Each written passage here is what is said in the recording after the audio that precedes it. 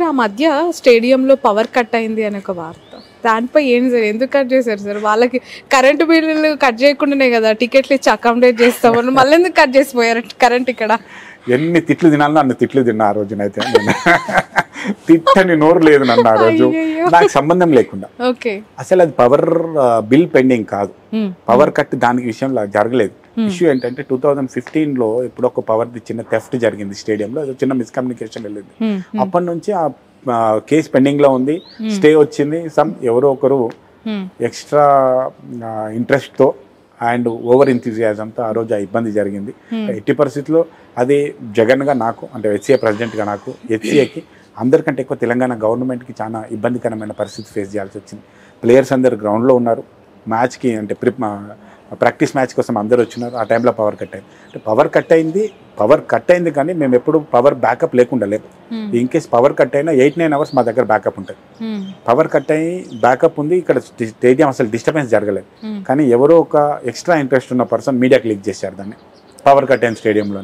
అందరు ప్రపంచం ఏమైందంటే చీకట్లు, హెచ్సిఏ స్టేడియం, మా ప్లేయర్స్ అందరూ రిటర్న్ వెళ్ళిపోతున్నారు. ఇవన్నీ అసలు జరగనే లేదు. అది మాకు బ్యాకప్ ఉంది 8 అవర్స్, వాళ్ళు 3 అవర్స్ ప్రాక్టీస్ చేసుకొని వెళ్ళిపోయినారు. బట్ ఆ పవర్ కట్లో బాగా బ్లేమ్ అయ్యాం. బీసీసీఐ నుంచి కూడా కొంచెం ప్రాబ్లం అయింది. ఆ తర్వాత మా ప్రాబ్లం అంతా కూడా మేము సీఎం ఆఫీస్కి చెప్పడం జరిగింది. షాన్వాస్ కాసిం గారు అండ్ అజిత్ రెడ్డి గారు, సీఎం ఆఫీస్లో ఉన్న పెద్దలు, ప్లస్ మా ఎండి గారు, జెన్కో ఎండి గారు, చైర్మన్ గారు, వారందరూ కూడా ఇమీడియట్గా రెస్పాండ్ అయ్యి ఇమీడియట్ పవర్ రిస్టోర్ చేశారు. నెక్స్ట్ డే మమ్మల్ని పిలిచారు, మాట్లాడడం, అంబికబుల్గా ఇష్యూ సెటిల్ అయింది. వాళ్ళకి పే చేస్తాను అమౌంట్ పే చేసినాం. అయితే అట్లాంటి ఇష్యూస్ ఏవి రాకుండా ముందు నుంచే చాలా జాగ్రత్తలు చేస్తున్నాం. మీరు అడిగారు 9 మ్యాచెస్లో ఏమైనా జరుగుతాయని. ప్రతి దానికి డబల్ 3 ఎష్యూర్ తీసుకుంటున్నాం అండ్ 3-4 బ్యాకప్స్ కూడా పెట్టుకుంటున్నాం ప్రతి ఇష్యూకి. సో మంచి వ్యూవింగ్ ఎక్స్పీరియన్స్ మన వ్యూవర్స్కి ఇవ్వాలన్నది. లాస్ట్ టైం మాకు 50 lakhs పిచ్ అండ్ గ్రౌండ్కి అవార్డు వచ్చింది. ఈసారి టోటల్ స్టేడియంకి అవార్డు తెచ్చుకోవాలన్నది నా టార్గెట్. ఇండియా మొత్తంలో ది బెస్ట్ స్టేడియం హైదరాబాద్ అని తెలవాలనేది దాని మీదే ప్రయత్నం చేస్తున్నాం. అందుకే స్టేడియంలో రెనోవేషన్ వర్క్ జరుగుతున్నాయి. కార్పొరేట్ బాక్సెస్ రెనోవేట్ చేస్తున్నాం, టాయిలెట్స్ రెనోవేట్ చేస్తున్నాం. ఇంకొక 10 to 15 daysలో మా టార్గెట్ 15th March కల్లా, 23rd మ్యాచ్ మనకు ఫస్ట్ మ్యాచ్ ఉంది, 15th March కల్లా కంప్లీట్ అయ్యి ఈవెన్ పెయింటింగ్ కూడా చేస్తున్నాం స్టేడియం. మ్యాచ్ జరుగుతున్నప్పుడు ఇలా పవర్ కట్ కానీ లేదంటే ఇంకేమైనా ఇష్యూస్ వస్తే నెక్స్ట్ మ్యాచెస్ పైన బీసీసీఐ తీసుకునే స్టెప్స్ ఏం సార్? అంటే క్యాన్సిల్ చేసేస్తుందా లేదంటే ఏమైనా లిస్ట్లో పెట్టే బ్లాక్ చేసే అవకాశం ఉందా? దానికి రీస్టోర్ టైం ఇస్తారండి. ఓకే, మా దగ్గర అంటే ప్రమాదాలు కానీ ఇవన్నీ కానీ చెప్పి జరిగినప్పుడు ఎంత తొందరగా మీరు రీస్టోర్ చేశారన్నది అక్కడ ఇష్యూ ఉంటుంది. లాస్ట్ టైం కటక్లో ఒక అన్ఫార్చునేట్ ఇష్యూ జరిగింది, 20-25 minutes మ్యాచ్ ఆగిపోయింది. సో అది ఖచ్చితంగా ఎఫెక్ట్ పడుతుంది. అంటే నేషనల్ డిజాస్టర్స్కి సంబంధించి మనం ఏం చేయలేము, కానీ ఇలా పవర్ ఇష్యూస్ లేదంటే ఇంకేమైనా ఇష్యూస్ వస్తాయి. అదే చెప్పబోతున్నాను. అంటే మీరు ఎంత తొందరగా రీస్టోర్ చేశారన్న దానికి, మీకు బ్యాకప్ ఎంత ప్లాన్ చేసుకున్నారని. ప్రమాదాలు కానీ ఇవన్నీ కానీ పవర్ ఫెయిలియర్ కానీ మనకు చెప్పి జరగదు, సంథింగ్ ఏదో జరుగుతుంటాయి. మనం ఎంత ప్రికాషన్ తీసుకున్నా ఏదో ఒక ఇష్యూ జరుగుతుంది. దానికోసం మేము బ్యాకప్ 1, బ్యాకప్ 2, బ్యాకప్ 3 3 ప్లాన్స్ పెట్టుకొని ఉంటాం. ఈ 3 ప్లాన్స్లలో మనం మాక్సిమం బై 5 minutesలో రీస్టోర్ చేయగలగాలి. మిస్టేక్ వచ్చినప్పుడు 5 minutesలో రీస్టోర్ జరిగితే అది మిస్టేక్ కిందకి తీసుకోరు. అబౌవ్ 5 minutes అంటే ఖచ్చితంగా అది ర్యాంకింగ్లో మనకి ఇబ్బంది జరుగుతుంది. సార్, ఈ మధ్య కాలంలో మ్యాచెస్ అన్ని స్టేట్స్లో జరగాలని వాళ్ళ స్టేట్స్ చాలా ఉత్సాహంతో ఉంటుంటాయి, కానీ కొన్ని అవకాశాలు వస్తాయి, కొన్ని చోట్ల రావు. సో ఇక్కడ మన ఉప్పల్ స్టేడియానికి సంబంధించి డొమెస్టిక్ మ్యాచెస్ ఎక్కువగా జరుగుతాయి. ఇంటర్నేషనల్ మ్యాచెస్, పెద్ద పెద్ద మ్యాచెస్ కోరుకునే ప్రేక్షకులు చాలా ఎక్కువ. మీరే అన్నారు క్రికెట్ అంటే పీక్స్లో ఉంటుంది మన వాళ్ళకి అని. సో వాళ్ళందరూ ఎప్పుడు కొంచెం నిరుత్సాహంగా ఉంటారు ఆ విషయంలో. ఎప్పుడు ఉండే అవకాశం ఉంటుంది అలాంటి సిచ్యువేషన్ వచ్చే? మీరు గమనిస్తే ఇండియాలో 29 రాష్ట్రాల్లో మంచి స్టేడియంస్ ఇప్పుడు వచ్చాయి. ఇంతకుముందుకు చాలా తక్కువ స్టేడియంస్ ఉండేవి. మ్యాచ్ల అంటే నెంబర్ ఆఫ్ మ్యాచెస్ పెరగలేదు, అంతే ఉన్నాయి. ఇండియాకు ఒక 30 మ్యాచ్లు 20 మ్యాచ్లు వస్తాయి అనుకున్నాం ఇయర్లీ. అన్నే మ్యాచ్లు ఉన్నాయి, కాకపోతే స్టేడియంలు ఇప్పుడు 34 వచ్చాయి కొత్త. ఇప్పుడు అహ్మదాబాద్లో కొత్త స్టేడియం వచ్చింది, లక్నోలో కొత్త స్టేడియం వచ్చింది, మొహాలీ స్టేడియం వచ్చింది, ధర్మశాల వచ్చింది. సో ఇండియా వైజ్గా మ్యాచెస్ అన్నిటిని కూడా వాళ్ళు డిస్ట్రిబ్యూట్ చేస్తారు. దాంట్లో భాగంగా 1-2 మ్యాచ్లు మనకు వస్తాయి. అదృష్టం మనకేంటంటే మన పిచ్ మీద, మన గ్రౌండ్ మీద, మన హైదరాబాద్ క్రేజ్ మీద అందరికి ఒక మంచి పాజిటివ్ ఉంటుంది. బీసీసీఐ 1-2 మ్యాచ్లు మనకి ఎక్కువ ఇవ్వడానికే ప్రయత్నం చేస్తుంది. సో ఆ మధ్యలో కొంచెం డిస్టర్బెన్స్ ఉండింది ఎస్సీలో, కాబట్టి కొన్ని మ్యాచ్లు రాలేదు. బట్ అవన్నీ క్లియర్ అయిపోయాయి. బీసీసీఐ నుంచి మంచి బ్లెస్సింగ్స్ ఉన్నాయి. బీసీసీఐ ఇప్పుడు మాకు సంవత్సరానికి 100 కోట్ల ఫండ్ ఇస్తూ ఉంది కొత్తగా, ఇప్పుడు ఇంతకుముందు కంటే ఎక్కువ. సో మనకు అందరికంటే 1-2 మ్యాచ్లు ఎక్కువ వచ్చే ఛాన్సే ఎక్కువ ఉంటుంది. ఇక్కడ మన తెలుగు రాష్ట్రాల నుంచి క్రికెటర్స్ ఇంకా ఎక్కువ స్థాయిలో రావట్లేదు అనే ఆరోపణ, మీ అబ్జర్వేషన్ ఏంటి? ఇప్పుడు మనకు తిలక్ ఉన్నారు, ఇక్కడ నితీష్ ఉన్నారు అండ్ సిరాజ్ ఉన్నాడు. సో చాలామంది రంజీస్కి వెళ్ళి లేదంటే ఒక అచీవ్మెంట్ అచీవ్ అయిన తర్వాత వాళ్ళకి ప్రభుత్వాలు నజరాన ప్రకటిస్తూ ఉంటాయి. అదే ఇక్కడ గ్రౌండ్ లెవెల్లో ఉన్న స్థాయిలోనే వాళ్ళ ఆట తీరు మీకు తెలుస్తుంది. సెంచరీ చేయగలుగుతారా, లేదంటే ఎట్లా విన్ చేయగలుగుతారు, వాళ్ళ ఏమంటారు ఫిజికల్ ఫిట్నెస్ ఏంటి, ఎవ్రీథింగ్ మీకు తెలుస్తుంది కదా. అక్కడే వాళ్ళకి కొంచెం ప్రోత్సాహకాలు ఇచ్చి ఎంకరేజ్ చేస్తే వాళ్ళే ది బెస్ట్ ప్లేయర్స్ అవుతారు కదా అనేది ఇంకొక మాట. 100% ట్రూ అండి. హైదరాబాద్కి బిగ్ లెగసీ ఉండింది. 1930s Hyderabad cricket association start అయింది. ఇది ఫౌండర్ మెంబర్ బీసీసీఐలో ఫస్ట్ ఉన్న 5 స్టేట్స్లో మనది ఒకటి హైదరాబాద్ క్రికెట్ స్టేట్. అప్పటి నుంచి నిజాం టైం నుంచి కూడా మనకు రెగ్యులర్గా హైదరాబాద్ క్రికెట్ వస్తుంది. ఒక టైంలో ఇండియాలో 11 ప్లేయర్స్ ఆడితే అందులో 5 మెంబర్స్ హైదరాబాద్ నుంచి ఉండేవాళ్ళు. అంత మంచి లెగసీ ఉంది మనకి. అజారుద్దీన్ లాంటి, లక్ష్మణ్ లాంటి ఎంతో మంచి ప్లేయర్స్ మన దగ్గరికి వెళ్ళారు. పటోడీ లాంటి ప్లేయర్స్ వీళ్ళందరూ కూడా. అయితే ఇంతకుముందు కంటే ఇప్పుడు క్రికెట్ వరల్డ్ వైజ్గా ఎస్పెషల్లీ ఇండియాలో విపరీతమైన క్రేజ్ పెరిగింది. ప్రతి రాష్ట్రంలో కూడా అందరు ఫోకస్ చేస్తున్నారు. అందరు ఫోకస్ చేసుకుంటూ ప్లేయర్స్ చాలా మంది అయిపోయినారు ఇండియాలో. ప్రతి స్టేడియం ఇప్పుడు ఇంకా మన స్టేట్ నుంచి ఒకరో ప్లేయర్స్ మనకు రిప్రజెంటేషన్ ఉంది. చాలా స్టేట్స్ నుంచి రిప్రజెంటేషన్ కూడా లేదు. అన్ని స్టేట్లో క్రికెట్ ఆడుతున్నారు. అందరికీ బీసీసీఐ ఇస్తుంది. అయితే ఎస్, ఈ 2 ప్లేయర్స్ మన దగ్గర నుంచి సిరాజ్ అండ్ తిలక్ వర్మ ఆడుతున్నారు. అయినప్పటికీ కూడా మన దగ్గర ఇంకొక 5-6 మెంబర్స్ ప్లేయర్స్కి పొటెన్షియల్ ఉంది. కాకపోతే వీళ్ళందరూ కూడా ఇంతకుముందు కంటే ఇప్పుడు వచ్చింది ఏంటంటే, ఫస్ట్ ఆఫ్ ఆల్ రంజీ నుంచి ఇంతకుముందు ఇండియాకి పిక్ అయ్యేవాళ్ళు. ఇప్పుడు మధ్యలో ఐపీఎల్ ఒకటి ఉంది. ఫస్ట్ ఐపీఎల్ పిక్ అవ్వాలా, ఐపీఎల్ పర్ఫార్మెన్స్ బాగుంటే వాళ్ళు ఇండియాకి ఆడుతున్నారు. ఈ ఐపీఎల్ స్థాయి వరకు రావాలి అంటే ఏం చేయాలి? దట్స్ వాట్, అదే పని చేస్తున్నాం. ఇంతకుముందుకు నేను వచ్చే కంటే ముందు, సరే వేరే విషయాలు మాట్లాడను, మనం ఒక టోర్నమెంట్ కూడా గెలిచింది లేదు లాస్ట్ 4-5 ఇయర్స్లో. నేను వచ్చిన దాకా వాళ్ళందరినీ ప్లేయర్స్ని మోటివేట్ చేసుకుంటూ వాళ్ళకి మంచి కోచెస్ని ఇచ్చి, వెంకటేష్ ప్రసాద్ లాంటి ఒక మెంటర్ని వాళ్ళకి ఇచ్చి చేసుకుంటూ బుచ్చిబాబు టోర్నమెంట్ గెలిచాం మనం. ఇంతకుముందుకు రంజీలో మనం ప్లేట్లో ఉండేవాళ్ళం, ఇప్పుడు ఎలైట్లోకి వచ్చాం రంజీలో. అండ్ ఈసారి రంజీలో మన పర్ఫార్మెన్స్ బాగుంది. నేను అనుకున్నది ఏంటంటే ఈసారి ఐపీఎల్లో ఖచ్చితంగా ఒక 3 ప్లేయర్స్ అన్న, అట్లీస్ట్ నేను తనయ్ త్యాగరాజన్, మళ్ళీ మా తన్మయ్ అగర్వాల్, సివి మిలన్, ఇట్లాంటి వాళ్ళు, రవితేజ, ఇంకొక 4 ప్లేయర్లని ఖచ్చితంగా పికప్ అవుతారని అనుకున్నాం. కానీ అన్ఫార్చునేట్ వాళ్ళు ఐపీఎల్ దృష్టిలో పడలేదు, కోచెస్ దృష్టిలో కానీ ఆ ఫ్రాంచైజీలో ఉండే కోచ్ల దృష్టిలో పడలేదు. అది మన దగ్గర కూడా మిస్టేక్ ఏంటంటే, చాలా స్టేట్స్లో ఈ ఐపీఎల్కి పిక్ అయ్యే వాళ్ళందరూ కూడా వాళ్ళ స్టేట్ లీగ్స్ ఆడడం వల్ల, అంటే ఇప్పుడు Karnataka premier league, Tamil Nadu premier league అందులో పర్ఫార్మెన్స్, ఇప్పుడు రంజీలో కొన్నిట్లలో పర్ఫార్మెన్స్ కొన్ని మ్యాచ్లు ఉంటాయి. సో ఇట్లాంటి మ్యాచ్లు పెడితే చాలా ఎక్కువ మ్యాచెస్ ఆడి వాళ్ళ పర్ఫార్మెన్స్ చూపించుకోవడానికి పాసిబిలిటీ ఎక్కువ ఉంటుంది. అందుకనే ఈసారి మేము తెలంగాణ ప్రీమియర్ లీగ్ రీసెంట్గా అనౌన్స్ చేశాం. అవునండి, ఈసారి జూన్లో తెలంగాణ ప్రీమియర్ లీగ్ చేస్తున్నాం.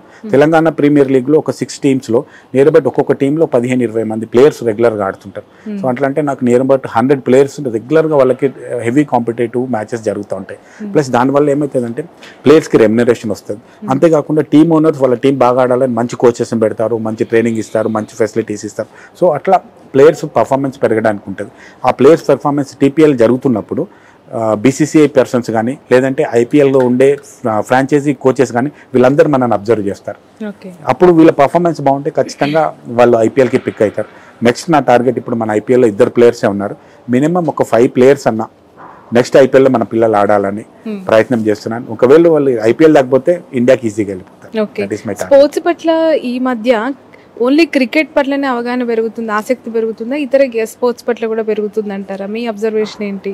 Thanks to government of India Khelo India scheme ఒకటి తీసుకొచ్చిందండి. అది క్రికెట్కి సంబంధం లేకుండా, అది Olympic association and government of sports authority of India and Telangana government, అన్ని అసోసియేషన్స్ అన్ని గవర్నమెంట్స్ కూడా స్పోర్ట్స్ మీద ఇంపార్టెన్స్ పెరుగుతున్నాయి. అండ్ అట్లాగే పేరెంట్స్ మైండ్ సెట్ కూడా చాలా పెరిగిందండి. అండ్ స్కూల్స్లో కూడా చాలా మైండ్ సెట్ పెరిగిందండి. స్కూల్స్ కూడా ఇంతకుముందుకు డబ్బా లాంటి స్కూల్స్, అపార్ట్మెంట్ లాంటి స్కూల్స్లో పిల్లల్ని జాయిన్ చేసేవారు. ఇప్పుడు అట్లాంటి స్కూల్స్కి ఎవరిని పంపేయట్లేదు. ఫస్ట్ ఆఫ్ ఆల్ అకాడమిక్స్ ఎంతకంటే ఎక్కువ స్కూల్లో గ్రౌండ్ ఉందా లేదా చెక్ చేస్తున్నారు ఇప్పుడు న్యూ జనరేషన్ పేరెంట్. ఎందుకంటే ఇప్పుడు న్యూ జనరేషన్ పేరెంట్ మాలాంటి ఏజ్లో ఉన్న వాళ్ళందరూ కూడా ఆ ఏరియా నుంచి వచ్చిన వాళ్ళే. వాళ్ళందరూ లైఫ్లో ఏం మిస్ అయ్యారన్నది వాళ్ళకి తెలుస్తుంది. దాంట్లో బేస్ చేసుకునే వాళ్ళు ఇప్పుడు కొత్తగా మంచి అకాడమిక్స్తో పాటు స్పోర్ట్స్లో ఉన్న వాళ్ళకి ఇస్తున్నారు. పేరెంట్స్ అందరూ కూడా ఏం చూస్తున్నారంటే, అకాడమిక్స్ ఎట్లయినా ఉంటుంది, అకాడమిక్స్ పాటు ఖచ్చితంగా స్పోర్ట్స్ ఉండాలి. స్పోర్ట్స్ని పేరెంట్స్ వాళ్ళు ప్రొఫెషనల్ స్పోర్ట్లా కాకుండా ఒక స్పోర్ట్లో వెళ్తే వాళ్ళకి కమర్షియల్ వస్తుంది, హెల్తీగా ఉంటారు, వాళ్ళ మైండ్ పెరుగుతుంది అనే ఉద్దేశంతో చాలామంది స్పోర్ట్స్కి వస్తున్నారు. అండ్ నేను ప్రతి ఒక్క పేరెంట్కి ఒక అకాడమిషియన్గా అండ్ ఒక స్పోర్ట్స్ లవర్గా, ఒక స్పోర్ట్స్ ప్రమోటర్గా ఒక మాట చెప్తున్నాను, మీ పిల్లల్ని ఖచ్చితంగా ఏదో ఒక స్పోర్ట్ పంపించండి. మీరు ట్యూషన్కి ఎట్లా అయితే పంపిస్తారో అకాడమిక్స్కి, అట్లాగే స్పోర్ట్స్ అకాడమిక్స్కి మీ ఇష్టమన్న గేమ్కి మీకు కానీ మీ బాబుకి కానీ నచ్చిన ప్రతి గేమ్లో ఒకదానికి పంపించడానికి ప్రయత్నం చేయండి. హైదరాబాద్లో థౌజండ్స్ ఆఫ్ అకాడమీస్ ఉన్నాయి. ఒక క్రికెట్ కాకుండా చాలా మంచి ఫెన్సింగ్ అకాడమీస్ కానీ, ఫుట్బాల్ అకాడమీస్ కానీ, బాస్కెట్బాల్, టెన్నిస్, గోపీచంద్. మనం హైదరాబాద్ అంటేనే గోపీచంద్, మన షటిల్, బ్యాడ్మింటన్కి అది ఎట్లాంటి గేమ్ నడిపియండి. ఇంకొక మాట కూడా చెప్తాను, ఒక్క స్పోర్టే నేర్పించేది ఏంటంటే ఓటమిని భరించే శక్తి స్పోర్టే ఇస్తుంది. లైఫ్లో మీరు ఎప్పుడైనా జీవితంలో ఫెయిల్ అయినప్పుడు కానీ, లవ్లో ఫెయిల్ అయినప్పుడు కానీ, మ్యారేజ్లో ఫెయిల్ అయినప్పుడు కానీ ఆ శక్తిని ఇచ్చేది స్పోర్టే. ఎందుకంటే స్పోర్ట్లో ప్రతిసారి ఎవరు గెలవరు, ఓడినప్పుడు భరించే శక్తి స్పోర్ట్ ఇస్తుంది. కాబట్టి ఖచ్చితంగా ప్రతి ఒక్కరు స్పోర్ట్ని ఆడాలని నేను కోరుకుంటాను. ప్రతి ఒక్క స్టేడియంకి ఒక్కొక్క స్పెషాలిటీ ఉంటుంది. క్రికెట్ పిచ్చెస్కి మన ఉప్పల్ స్టేడియం స్పెషాలిటీస్ మీ మాటల్లో. ఉప్పల్ స్టేడియం ఎప్పుడైనా పరుగుల పండగ చేస్తుంది. ఇక్కడ స్కోర్ విపరీతమైన స్కోర్స్ ఉంటాయి. లాస్ట్ టైం మీరు చూస్తే 297 రన్స్ వచ్చాయి. ఈసారి మనం 300+ కూడా ఎక్స్పెక్ట్ చేయొచ్చు. మన బ్యాటింగ్, మన పిచ్, మన cricket stadium, Hyderabad cricket stadium ముందు నుంచి కూడా క్రికెట్కి బ్యాటింగ్కి బాగా మంచి పిచ్. ఎంతమంది బ్యాట్స్మెన్ ఉన్నారు అంతమంది పొగుడుతారు మనని, ఎంతమంది బౌలర్స్ ఉన్నారు అంతమంది తిడతారు మనని, వాళ్ళ బౌలింగ్లో 6లు ఎక్కువ పోతుంటాయని. సో మన పిచ్ ఖచ్చితంగా బ్యాటింగ్ పిచ్, ముందు నుంచి కూడా బ్యాటింగ్ పిచ్. నేను చాలామంది ఎక్స్ప్లేయర్స్ని, కపిల్ దేవ్ దగ్గర నుంచి రీసెంట్గా అయిన జహీర్ ఖాన్, టెండూల్కర్ వీళ్ళందరితో మాట్లాడినప్పుడు హైదరాబాద్ మీద ఉన్న వాళ్ళ విపరీతమైన ప్రేమ చూపిస్తారు. వాళ్ళు ఇక్కడ వాళ్ళు చేసిన సెంచరీస్ కానీ వాళ్ళ మెమరీస్ కానీ నాతో పంచుకుంటారు. ప్రతిసారి ప్రతి ఒక్కరు మన హైదరాబాద్ క్రికెట్ గ్రౌండ్ పొగుడుతూనే ఉంటారు. రైట్. క్రికెట్ కూడా కంటామినేట్ అయిపోయింది, బిజినెస్ మోడల్లోకి వచ్చేసింది, ట్రెడిషనల్ క్రికెట్ పోతుంది అనే వాళ్ళకి మీ ఆన్సర్ ఏంటి? క్రికెట్ ఆర్ ఎనీ స్పోర్ట్ అండి కాస్ట్లీ గేమ్ అండి. ఇప్పుడు ఒక పర్సన్ బాల్ కొనుక్కొని కోచింగ్కి వెళ్ళాలంటే మినిమం 15,000 to 20,000 మంత్ ఖర్చు పెడితే కానీ అతను ఆడలేదు. Hobby cricket is different, professional cricket is different. దీంట్లో ఖచ్చితంగా కమర్షియల్ యాంగిల్ ఉంటుంది. ప్లస్ ఇండియాలో అన్నిటికంటే ఎక్కువ క్రికెట్ ఈజ్ కమర్షియల్ అండి. ఐపీఎల్ వచ్చిన తర్వాత ఇంకా ఫుల్ కమర్షియల్ అయింది. ఐపీఎల్ అడుగు పెట్టాలా అట్లా లేదండి. ఇప్పుడు మన సిరాజ్ గారిని చూస్తే, నిన్న వారి ఇంటర్వ్యూ కూడా చూస్తే, పాపం ఆయన ఆటో డ్రైవర్ కొడుకు. అంతేకాకుండా అతను డైలీ ఆడుకోవడానికి టెన్నిస్ బాల్తో క్రికెట్ ఆడి, టెన్నిస్ బాల్తో క్రికెట్ టోర్నమెంట్ జరుగుతాయి. దాంట్లో 1000-2000 ఇస్తారు ఆడిన వాళ్ళకి. అట్లాంటి డబ్బుతో ఆయన ఆడుకుంటూ వచ్చాడు. అట్లాంటి వాళ్ళు ఇప్పుడు ఇన్ కేస్ మీరు అన్నట్టుగా కాస్ట్లీ గేమ్ అనుకుంటే, అజరుద్దీన్ కొడుకు లాంటి వాళ్ళు ఎవరో ఒకరు వచ్చి ఆడాలి. వాళ్ళు ఎవరు ఆడలేదు. కపిల్ దేవ్ కొడుకు ఎప్పుడు ఆడలే, గవస్కర్ కొడుకు ఆడలే, టెండూల్కర్ కొడుకు ఆడలే, సిరాజ్ లాంటి వాళ్ళు, తిలక్ వర్మ లాంటి వాళ్ళు, ప్రతి స్టేట్లో ఈవెన్ ధోని లాంటి వాళ్ళు ఒక రూట్ నుంచి వచ్చిన వాళ్ళే వచ్చి ఆడినారు తప్ప ఖచ్చితంగా. సరే, క్రికెట్ మంచి కమర్షియల్గా అయింది గేమ్ ఉంది, ప్లస్ డబ్బులు ఉన్న వాళ్ళు ఇంట్లోకి వస్తున్నారు, కాదని నేను చెప్పను. కానీ సక్సెస్ అయిన వాళ్ళు మాత్రం రియల్ టాలెంట్ ఉన్న వాళ్ళే సక్సెస్ అయినారు. ఇండియా పాకిస్తాన్ మ్యాచెస్కి ఉండే క్రేజ్ మాటలో చెప్పలేం కదా. సో అలాంటి మ్యాచ్ ఉప్పల్లో ఎప్పుడు జరగబోతుంది? మీరు ఏమైనా అలాంటి, అంటే ఇండియా పాకిస్తానే చాలా క్యూరియస్. అన్ని క్రికెట్స్ చూసినా కూడా దానికి ఒక వైబ్ ఉంటుంది, మన ఇండియా లెవెల్లో ఉంటుంది కదా. మా దగ్గర పెట్టండి, మా స్టేట్లో పెట్టండి, ఏమైనా అప్పీల్ చేస్తారా? ఖచ్చితంగా బిగ్ మ్యాచెస్ మాకు ఇవ్వాలని మేము ఖచ్చితంగా కోరుతాం. కాకపోతే ఇండియా పాకిస్తాన్ రీసెంట్గా జరిగిన ఇన్సిడెంట్స్ వల్ల కానీ, మనకి ఇండియాకి అండ్ పాకిస్తాన్ మధ్యలో ఉండే డిస్టర్బెన్స్ వల్ల కానీ, ఇండియాలో కానీ పాకిస్తాన్లో కానీ ఇండియా పాకిస్తాన్ ఆడే పరిస్థితి లేదు. ఇప్పుడు మనకు ఛాంపియన్షిప్ కూడా పాకిస్తాన్లో జరుగుతున్నప్పుడు ఇండియా అక్కడికి వెళ్ళి ఆడలేదు, దుబాయ్లో జరిగాయి. అట్లాగే ఏమైనా మ్యాచ్ ఉంటే కూడా ఇండియాకు వెళ్ళి రాకపోవచ్చు, పాకిస్తానీస్ కూడా వేరే కంట్రీలో ఆడొచ్చు. ఇండియా పాకిస్తాన్ మ్యాచ్ జరగాలంటే రెండు కంట్రీస్ల మధ్యలో ఉన్న డిస్టర్బెన్స్ తగ్గిన తర్వాతనే మనం ఒక కంట్రీలో, వాళ్ళ కంట్రీలో మనం వెళ్ళి కానీ వాళ్ళు మన కంట్రీలో వచ్చి ఆడడం జరుగుతుంది. But other than that Australia matches కానీ, ఇంగ్లాండ్ మ్యాచెస్ కానీ మంచి మ్యాచెస్ మనకు హైదరాబాద్కి వస్తాయని కోరుకుంటున్నాం. అంత రైవల్రీ ఉన్నా కూడా క్రికెట్ ఆడడం అవసరమా సార్? పక్క దేశాల పోయి క్రికెట్ మ్యాచ్ ఆడడం ఏంటి అసలు? స్పోర్ట్ అనేది అండి, మీరు ఎక్కడైనా చూస్తే పీపుల్ కనెక్ట్ అండి.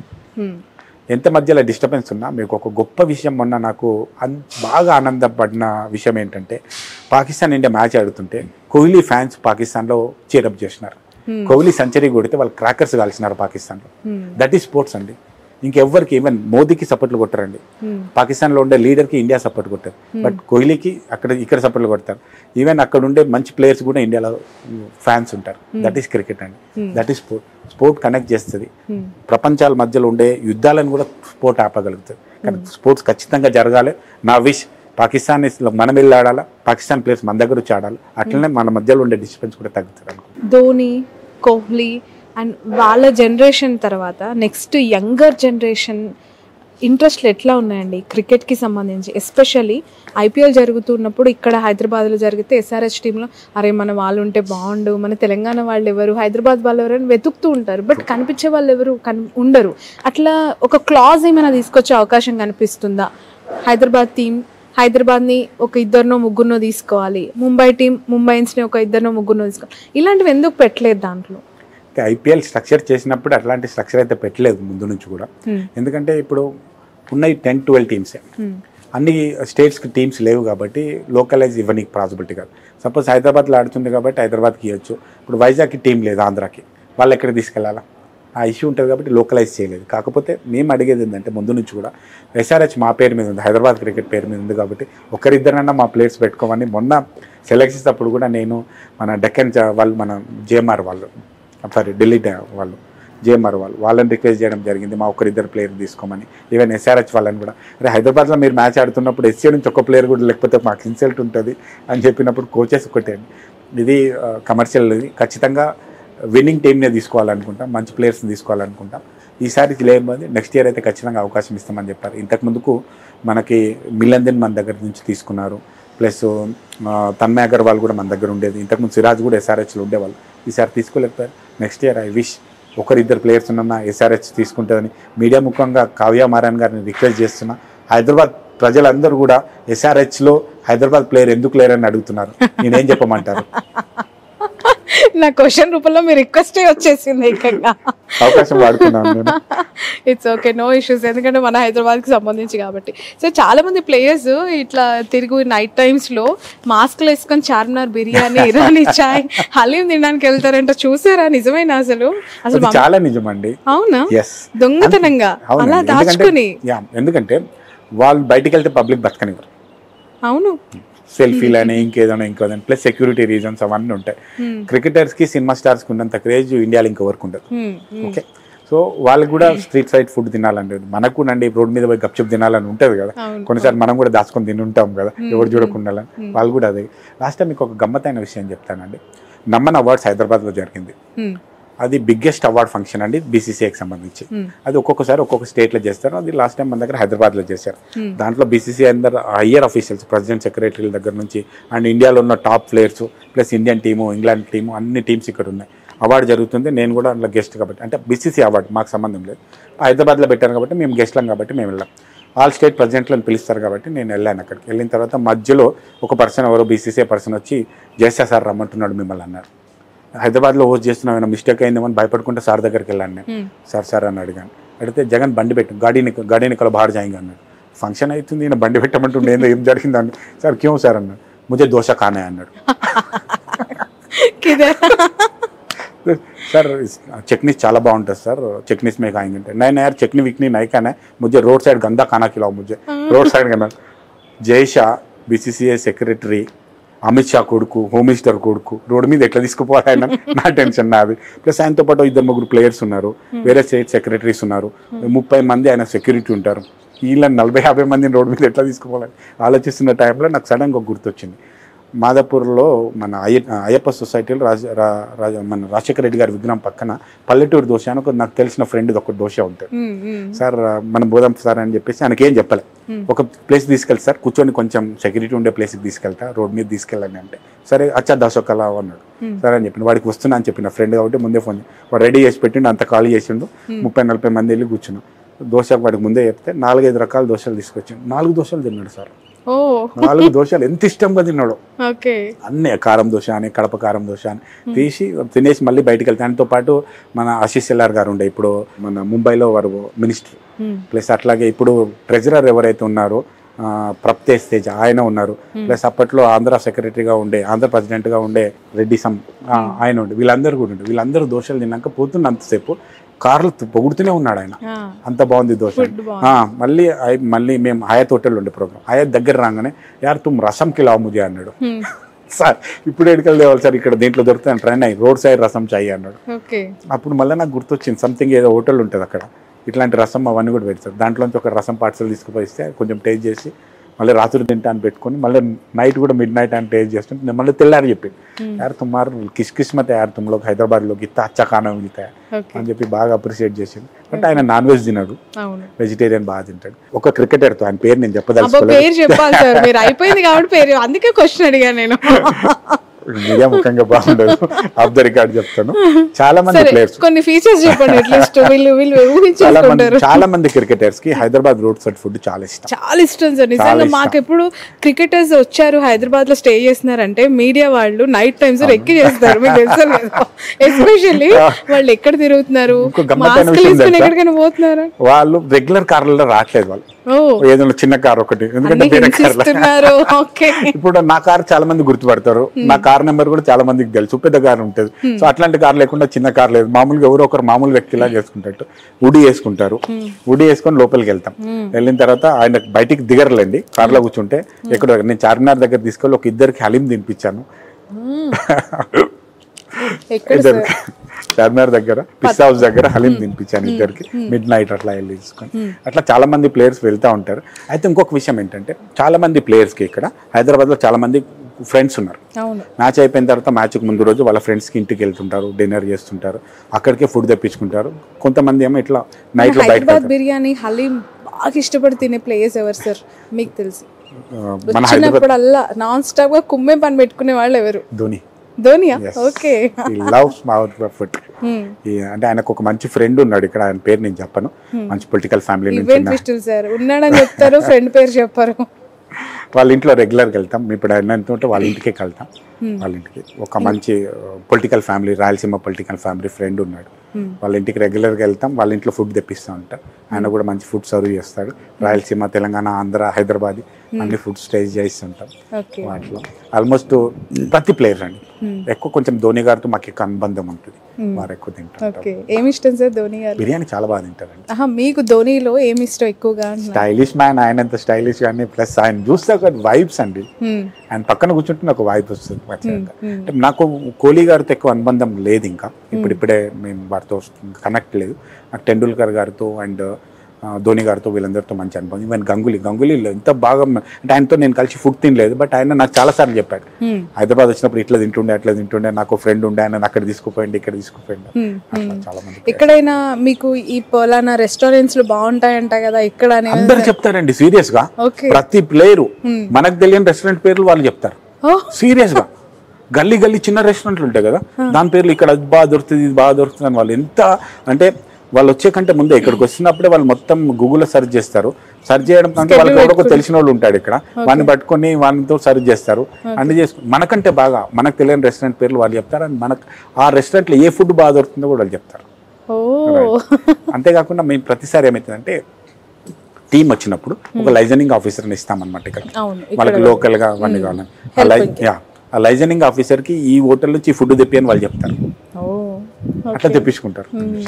సార్ ఇప్పుడు వాళ్ళు వచ్చినప్పుడు వాళ్ళకి సెక్యూరిటీ ఉంటుంది కదా, వాళ్ళు ఒకవేళ ఈ ప్రెమిసెస్ క్రాస్ చేసి వెళ్ళాలి అంటే వాళ్ళు ఏమైనా పర్మిషన్ తీసుకోవాలి? అది BCCI నామ్స్ ప్రకారంగా పర్మిషన్ ప్రకారంగా వాళ్ళకి పర్మిషన్స్ ఇస్తారు.